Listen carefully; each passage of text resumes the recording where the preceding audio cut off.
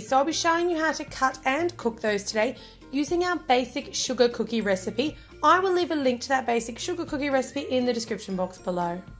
Today I'm using some lemon curd, so you can use any sort of a sticky substance. You could use a jam or a jelly, or you could use something like Nutella. It's just something so that your fondant will stick to your actual biscuit base.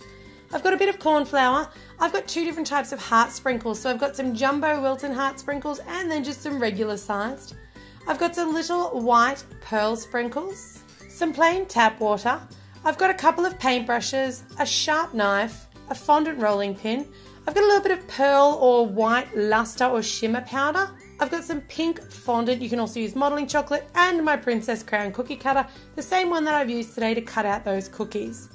You'll also need a batch of our sugar cookie mix, recipe link below, a little bit of plain flour for rolling out, an offset spatula, a rolling pin, and you'll also need a cookie tray lined with greaseproof paper and a cooling rack.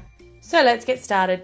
Now the first thing you want to do when your cookie dough comes out of the fridge, you just want to knead it so that it's nice and pliable, and then you want to sprinkle down a good amount of that plain flour, and we're just going to roll out the cookie dough. Make sure you have plenty of flour both on the top and the bottom.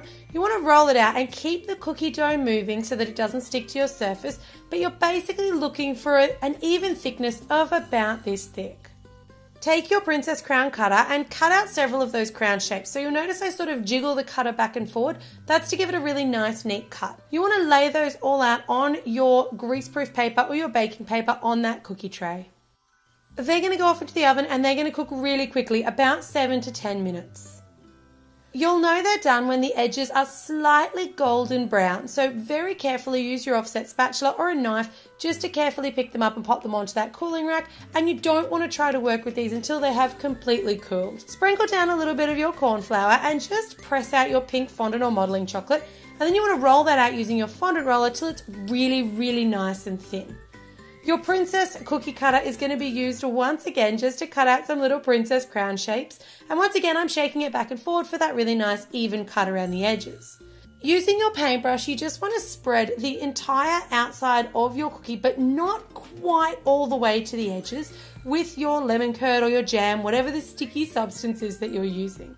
Once you've got a really nice coating, pick up one of your little princess crowns, and it should be pretty much exactly the same size as the cookie, because the recipe I give you doesn't allow for any shrinkage or any stretching.